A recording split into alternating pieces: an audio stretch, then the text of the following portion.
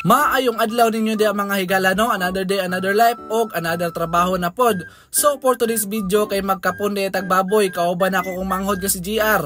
Pariha mig jersey kay teamwork daw kuno Jaime. Karon sa amo ang buhatonon nga magkapon mi og baboy. Nakaandam na po din natong gamiton sa pagkapuno kaning blade, dagom o kaning hilo. Unya nanguha po dito sagbot nga wako kaila ani, mao daw ni ihunad sa samad sa baktin ana si Papa. Kay para dili ma-infection iyang samad og maulian ra sa dayon. Ato na din ang gisugdan ng pagkapon sa baboy no, og disclaimer lang po day sa mga professional nga mga punay og baboy diha. Kay kani akong gibuhat, wala ko kabalo unsay proper way sa pagkapon. Kay inato ra magud ni, which is natun-an ra pud nako kay Papa. Pero dili mo po siya angay kabalakan kay tungod dugay naman po nako ni ginabuhat og nangabuhi mo pud among baboy og himsog. Pero laan pa ato no, kita mo nang iro. Pirti sa muka ba ganiya ra sig dasmag-dasmaga natong baktin da walong galisod na tag opera dre, ikaw pod ginawag-dungag pug ka. Pusang alaw.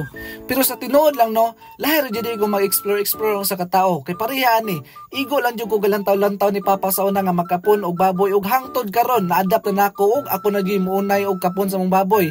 Kay makales na gani, makatuon pa jud ta. Pero lahi ra jud kung professional ka sa ingani nga trabaho, kay expert ka og kabalo ka kung unsay proper procedure sa pagkapon sa baboy. Actually, tulo din kay baboy itong gikapuno kay tulo ra man kabuk laki god. Og human na po nato ni og 10 minutes. Pag human og kapon, mao na nito mga itlog nga to nakuha og ato ra po na ilubong. Nahuman na lang kog voice over pero may baboy ako nalitok. Back 10 man ni itong gioperahan day guys. Mao ra to, daghang salamat. Peace.